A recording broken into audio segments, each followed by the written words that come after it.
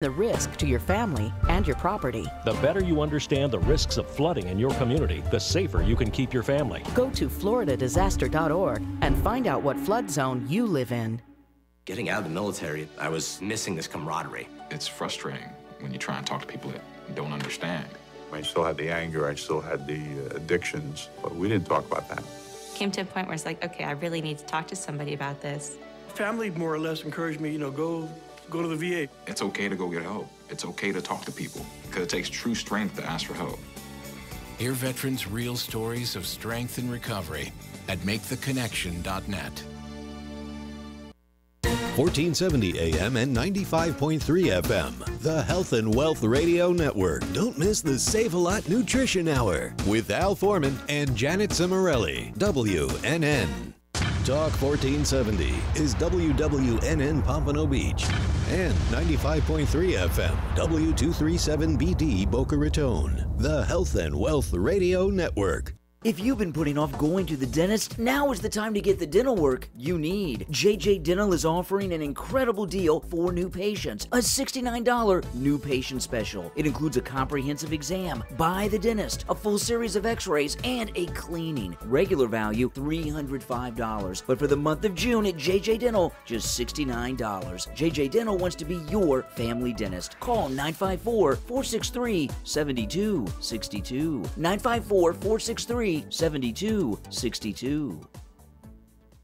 The opinions expressed on the following sponsored program are strictly those of the host, guests, and callers, and not necessarily those of this station, its staff, management, or sponsors. It's Monday night at 9 p.m. and time for Sex Talk with the Siegel Brothers. Dr. Ricky Siegel is a certified sex therapist, educator, and supervisor, and his brother Larry Siegel is a clinical sexologist and certified sexuality educator. The Siegel Brothers are here to answer all your questions about sex and sexuality, but we're unsure who to ask, including questions you didn't even know you had. They will also welcome guests from around the globe to talk about a wide variety of topics and issues within the fascinating world of sexuality. Thank you for joining us, and welcome to Sex Talk. Good evening, and welcome to Sex Talk with the Siegel Brothers. My name is Ricky Siegel. I'm a certified sex therapist. And I'm Larry Siegel, a clinical sexologist and certified sexuality educator. We are on the radio in South Florida on 95.3 FM and 1470 AM, streaming live on Facebook. Then you can watch our episodes on YouTube. Mm-hmm. Give us a call if you're listening live with us at 888-565-1470 and join the conversation. Yeah, We'd tell us love what you to want have to you know on. and what you on think. Your mind. Mm-hmm. Thank you if you're a regular listener and tuned in last week. We had a golden oldie. We're out of town at our annual sex therapy conference. We had a wonderful time in Denver with 700 of our favorite people from all over the country. That's right. Sex therapists, educators, counselors. Researchers, mm-hmm. and wonderful information shared. And a good time was had by all. No, it really was. It's it's always so energizing and validating, when we're just sort of thrown in, with not only our peeps, but, the learning and the research and the opportunities for, just gaining more information and, of course, the meeting people and of course, the validation. It's really nice when you're well received among people that you yourselves admire. You deserve kudos and props for your pre-conference workshop on sexuality in seniors and issues of dementia. Yeah, I was very glad that went as well as it did. That needs to be broached. Yeah, absolutely. It's really another validation that it's such a needed conversation.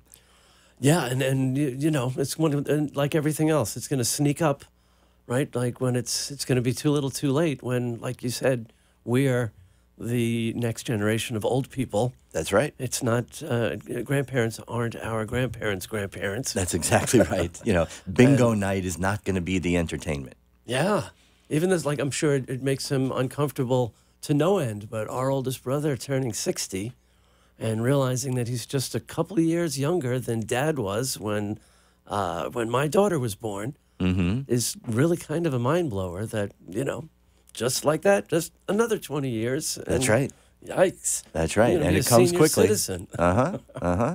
So if we don't start creating these systems and developing policies and procedures, particularly for older adults, and in more particular when we're talking about this incredibly broad brush that we paint of dementia, we're really going to be in trouble. And so right now's now, the time. Right now, there's how exactly? Oh yeah, none. Right, in terms of policy and. Well, actually, there are two. A grand total of two's better than none. Facilities in the country that actually have what's called a sexual expression policy. Everybody else just kind of walks by, sort of trying to avoid it, not look at it, sweep it under the rug. There's certainly some that are positive. It's like, well, let's leave them alone if they're doing okay, but it doesn't really go anywhere. Is there one place that has a private room? Well, there's these two facilities that do have that. It started with the Hebrew Home up in Riverdale, New York, the Bronx, home of the Archies, right? They would provide things that you would think are just basic common sense. Do not disturb signs. Waiting to be invited, knocking on the door instead of just barging in. Right. And also for especially those residents that have roommates that may have a partner outside the facility, there are, to use more the prison term, conjugal rooms. Yeah. There are private rooms that are available for them. And it's a wonderful thing. And again, we've got to keep moving in that direction. Just because somebody gets old and just because they may have some cognitive deficit, like dementia, doesn't mean they're not sexual. And it doesn't mean that relationships aren't important. And it doesn't mean that they still don't need erotic touch and connection. And the consent thing is real mind-blowing, even to people in the field. That's the biggest shift. Right, yeah. That's the biggest shift. People can't wrap their head around that even people with Alzheimer's can give consent. That's right. To engage in sexual activity. That's right, even nonverbal. And it's kind of, it seems to be a move in the opposite direction of where we're going sort of in society, because we've already seen the movement on the other side, particularly with college students and with younger people, where we've moved past the affirmative consent, which is just the clear, vocal, yes, I am willing to do this with you, and now moving into what is being called enthusiastic consent. I would like to touch your breast. May I touch your breast? Yes, you may touch my breast. Yay, touch my breast. It's got to be enthusiastic. Well, speaking of which, there was this information from the new Youth Risk Behavior Survey, which has been happening since our sexuality educator days, 25, 30 years ago. Yeah. What do they do, that every 5 years or every 10? I think it's every 5 years. Well, see, it depends because there's different grade levels that they do it on. So generally every 5 years we get a new one, and it's basically funded and delivered by the Centers for Disease Control. So it's a federal government initiative. Okay, surprisingly still going on. Right. And aside from the fact that, like every instrument measure, it's flawed in how the questions are worded and asked, and what is sex, and what do the kids think sex is, if the survey is relatively consistent year to year, then some validity just in that, if the same survey is given to kids, right? And some, yeah. And so what's the trend? Well, there's a number of them. We know, and we've seen this earlier in the year, reports that have been coming out actually in the last couple of years, that young people in particular, people in general, under the age of 55, but younger people in particular are having far less sexual interactions. Again, I like saying less sex because, again, what does that mean? But they're having less sexual interactions, Guys particularly have less notches intercourse on their belt. Exactly. Right. That's one of the things that they were putting out there as well. And I have to say, this to me tweaked me a little bit when I read this, that when they were reporting the rates of sexual activity and how they have gone down, and it's kind of a significant decrease, but they were kind of couching that as some of the good news that came out of the survey. Good news for who? Exactly, right? Who is it good news that younger people are pulling back from, Freaked not out engaging? Parents. And I think that's really what it is. That movie out now, I haven't seen it yet. Blockers. Blockers, yeah. Another one of those great Hollywood insinuations. Right, exactly. Yeah, but that's the idea, right? Our generation of parents trying to block our kids. Sure. And, is it a good thing for people to sort of deny? I'm sure there's not good reasons why kids are reporting less sexual activity. Are they doing more solo things, or are they depressed more, or are they...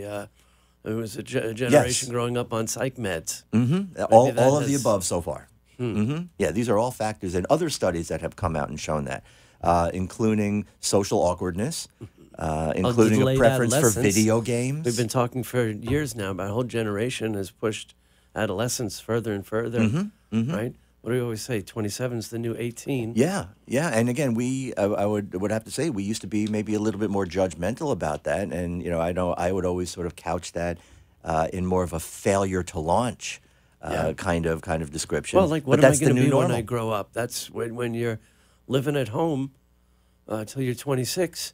You don't have to ask that question. That's exactly right. Yeah. That's exactly right. And that's a big part of that as well. So the more and the longer we see adolescents and older adolescents, young adults living at home, that also means fewer opportunities for them to be sexually active. Sure. Yeah. And that's a global phenomenon. But again, I have to just question and challenge, why do we have to consider that a good thing? Well, we know why. Remember a woman trying to introduce herself at a conference saying she was in teen pregnancy prevention and Freudian slip. I'm in teen sex prevention. Right. Like, sure, people think that's what their goal is. Mm-hmm. Right? Yeah. But if there's less kids having sex, are they at least safer, the ones that are? Well, that usually contraceptive use rates and condom use rates. Yeah, no, we know historically in a lot of other kinds of surveys, including the same youth risk behavior survey, traditionally it's always kind of pointed out that younger males in particular are more likely to be using condoms than their adult counterparts. Yeah, teens in general usually better than adults. And now again, I can't say that this report changed that overall, but it did show that younger people are using protection less. Ooh. Now, well, that's, I would also have to say, and I don't have good. any recent data in front of me, but looking at trends and things like that, I would also then kind of project that adults across the board are using condoms and protection less as well. And I would still kind of expect to see that adolescents are still a higher rate than adults. So if their rate has dropped, then overall, then I'm gonna presume overall it's definitely been dropping. Well, to what do we owe that distinction? I think there are a number of factors. Yeah. Probably first and foremost, the fact that we don't have sex ed. Sex ed is still stuck exactly where it was in the George W. Bush years. In fact, turning backwards. Yeah, I was going to say, maybe not so stuck. We are moving, but not in the right direction. Now, turning backwards, right? What was this nonsense we were talking about on the way down? Mm-hmm. Now, we did a show a couple of weeks ago where we were talking about crisis pregnancy centers. Mm-hmm. Mm-hmm. After jumping up and down with joy, yelling at the TV when John Oliver finally did an expose. Right, a brilliant piece. Everybody really should watch that. You should watch that, yes, but he's got a bigger audience. But we've been screaming about that for decades. Yeah. That the state is actually raising money through the specious sale of license plates that other states' Supreme Courts had ruled unconstitutional. Mm-hmm. Yep. Florida has been selling to raise money to fund these bogus pseudo clinics designed to look like a woman's health clinic, but really just a building or an office or a room where pregnant women, particularly adolescents, can be lured and talked out of having an abortion. Right. And frightened and freaked out. Prayed with, I mean, these are propaganda programs, nothing more. Screamed out. This is where all this crap came from, linking abortion with breast cancer, which, of course, and there sterility. Is none. But, what's the Nazi line repeated often enough and it becomes truth? I think our president's a student of that. Oh, But, very much so. This idea that if a woman has an abortion, she has an increased risk of breast cancer is part of the crap that these crisis pregnancy centers scream at women and cry and beg and pray. Right? Mm-hmm. So now they're getting into the sex ed game. That's right. They're getting federal money. Yep. Which is a shanda, a crying shame. That's right. To do sex ed in the schools, like the Right, well, abstinence-only folks, is not far enough. Well, let's take a step back, because these are now becoming the abstinence-only folks. Our dose of remember outrage. our orange thing in chief has basically redirected millions of dollars that were earmarked and designated for health of children and adults, a number of different things. And all Title of that 10? stuff is being redirected. Money to treat sexually transmitted infections is basically been moved to crisis pregnancy centers. Anything that was dealing with sexual health has basically been redirected to these pots of money, because now the federal position is one of two things. A, promote abstinence and prevention of involvement in sexual activity for those that haven't been so far active before. And the other sort of funding stream is getting people who are sexually active to stop being so.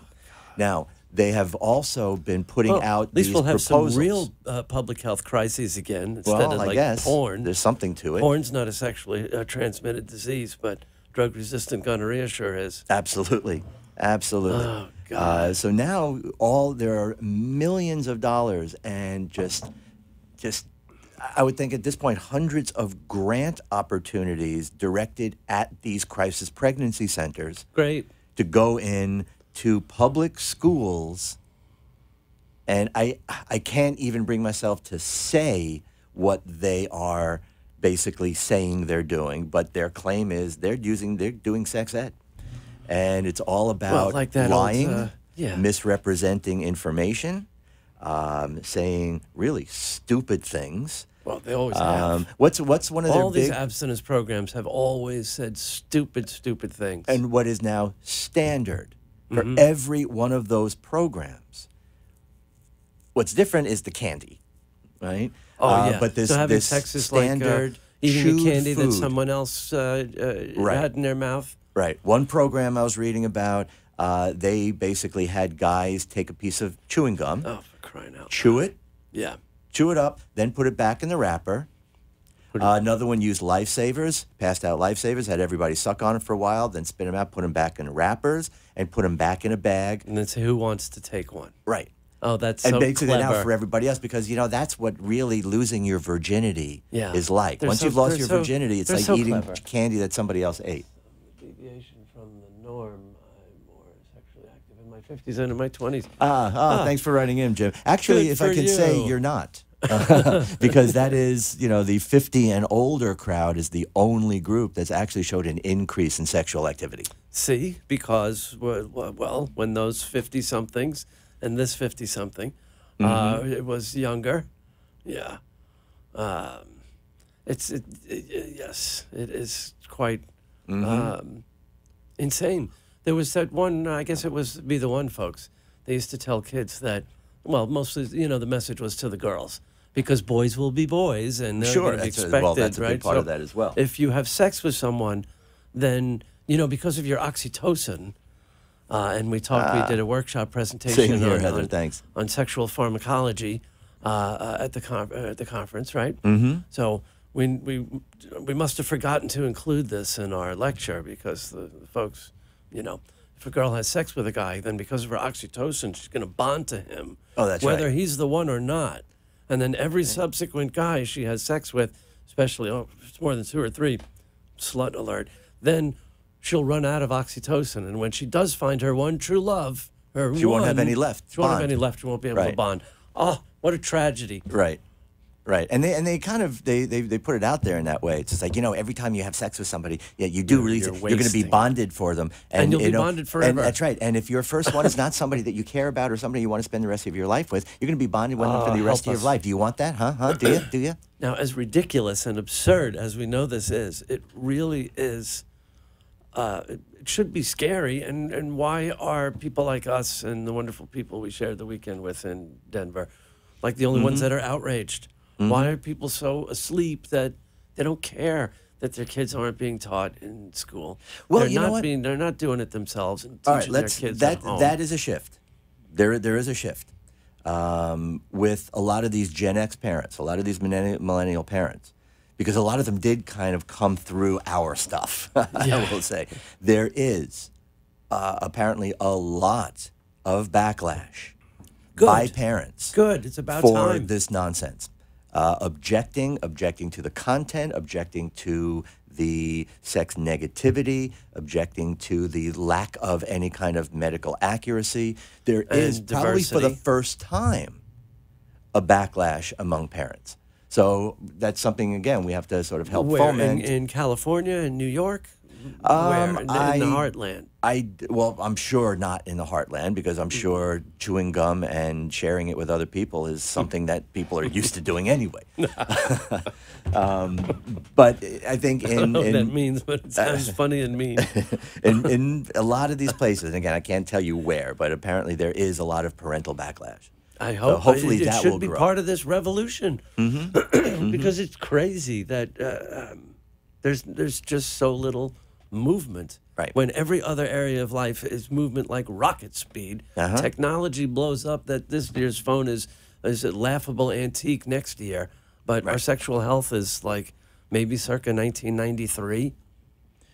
If we're lucky. If we're lucky. I think that's still a little bit ahead of where it is. No, actually, because it took another turn in the wrong direction in 1996 when the protease inhibitors came out, and people went, oh, great, we don't have to worry about HIV anymore. We can go back to sleep. Well, and unfortunately, that's what happens. It's another kind of issue in the news these days, speaking of HIV, is PrEP. Yeah. Right? Using my voice. Pre-exposure prophylaxis. Right. I think we talked about this a little while back, but a drug called Truvada, which has shown to be 99+% effective in preventing exposure to HIV.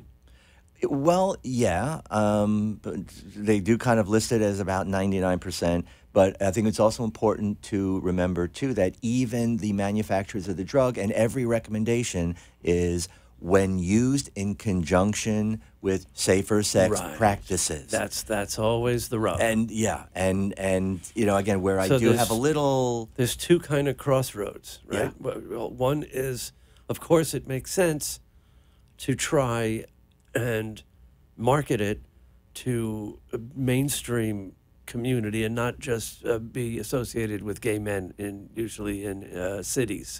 Right. Right. Because there's that stigma still, and it doesn't need to be perpetuated by the AIDS drugs for the gays. They take that drug so they don't have to get the gay virus. So to turn to a more mainstream audience and get more heterosexual and women using PrEP if they feel that just the same way gay men feel their lifestyle is such that they want to, right? But the other part is the kind of license to have risky sex. And then everybody's nose gets up. It's an ethical thing. And who gives permission, right? Whose choice is it if somebody wants to have risky sex? Right. And I'm sorry, somebody taking Truvada, if that's the only thing that they're doing, we still have to kind of characterize that as risky Not surprising, sex. There was a study that showed other STIs are up among PrEP users. Right. So HIV infection risk goes down, but chlamydia and HPV doesn't and do anything everything for else those. And that's fact, kind on of the always rise. been the case. Because one would think, I don't need to use condoms, I'm on PrEP. Right. And, can we at least put out the message that we've been putting out there also for decades, to keep it simple. If people protect themselves from one sexually transmitted infection, they're basically protecting themselves from all of them. It's that simple. And if they're not, then they're not protecting. Then they're not protecting from any. Yeah. So it really is kind of an all or nothing sort of phenomenon. And, we've got to get out of that sort of selective menu type of thing. Well, I think that also was a casualty of that hysterical pseudo-education from the right, like especially Misch and company, with the everybody has HPV and you'll get an STD even if you use a condom. So the only safe sex is no sex. Mm-hmm. And so, instead of thinking that young people especially would say, ooh, well, maybe we shouldn't have sex then. Mm-hmm. No, they're going to say, well, screw the condom. Right. And have sex without. Mm-hmm. So, again, don't bother protecting yourself because you're going to get an infection even if you use a condom. That was because of that skin-to-skin thing with the CDC and herpes and HPV. Well, exactly. And again, taking it out of context. Right. It was Of course, basically like a everything. report on how When you're condoms hysterical don't railing protect from the you. rooftops, there's not a lot of room for Right. context. Condoms don't protect you from things that are transmitted non-genitally. Go figure. Right? Yeah. That's like saying, well, seatbelts aren't 100%. Don't bother wearing a seatbelt because they don't work because I wore my seatbelt and I still got a cavity. I mean, one has nothing to do with the other.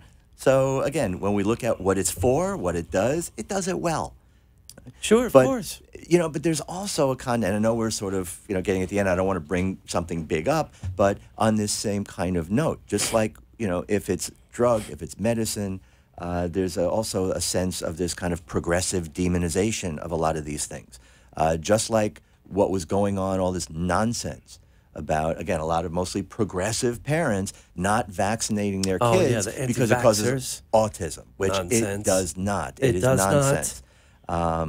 You don't have the right to not vaccinate your child if your child has any contact with any other child. Right. Because now you're putting them at risk. But we have a similar kind of trend that we're seeing with birth control pills and hormonal contraception. That again, and I'm sorry, but it is kind of a progressive thing.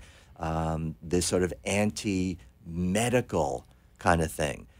These wellness advocates and these sort of natural health experts that are putting themselves out there talking about how it's terrible. Birth control pills, all they do is create adrenal overload, and they mess up your whole endocrine system. They cause thyroid disorders, and we know all the breast cancer and cervical cancer and all this stuff that's out there. Wrong. More infertility. More and again, crap just to turn women off to using birth control.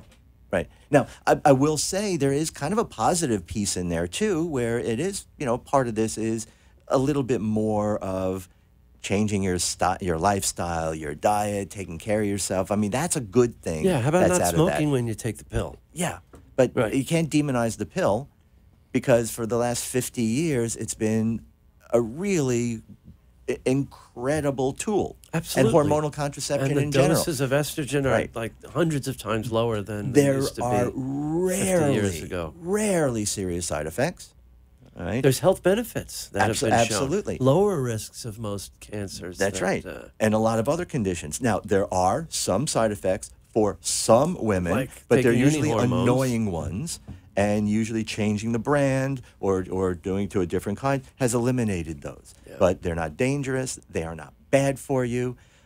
Certainly has to be talked to with a doctor because not every woman is a candidate for birth control pills. Right. But this, especially since most women are older by the time they're having their first kid. Exactly. So, this idea of, well, if it's medical, it's terrible. And this sort of new, because it's not natural. Oh, yeah, misinformation's booth. They can get some That's Cherokee exactly hair right. tampon. Yeah. That's a dangerous trend. We got to get smart. Yeah. Well, All right. So hopefully we keep moving forward. We do. Hopefully there'll be enough of a backlash. Again, these events like in Denver, especially when I see some of the new people coming into the field. It's, more and more it's therapists heartwarming. getting trained in sexuality. Mm-hmm. More and more medical professionals understanding their patients as sexual beings and not ignoring subject anymore. Yeah. It's a quality of life issue. Mm-hmm. Right. So Absolutely. with everything that's going on and all the different directions in which it's going, we can take some kind of stock in. There is this thread that we're going to keep plugging away at. Let me plug Modern Sex Therapy Institute, Please my do. venture with Dr. Rachel Needle in West Palm Beach, where we train psychotherapists and medical professionals in sexual medicine and sex therapy. And how could somebody get a hold of you? I can be found at modernsextherapyinstitutes.com or call me directly, 561-809-1080, right here on my cell phone. Excellent. Thanks very much. And Thank you for joining watching, us. listening. Join us here next Monday and every Monday for Sex Talk with the Siegel Brothers. Mm-hmm. Yeah, and if there's a topic that you want to hear, let us know. Have a great week. And you too, my brother. Thank you. And you too. Thank you. And belated Happy Father's Day to all the All our dads and favorite dads. moms. Yeah. All You've right. been listening to Sex Talk with the Siegel Brothers. Join us every Monday night at 9 p.m. on WNN, 1470 AM and 95.3 FM. Or watch live streaming video at AMP2 TV Productions on Facebook, or look for the shows on YouTube. Thanks for tuning in, and we hope you'll join us again next week. The opinions expressed on the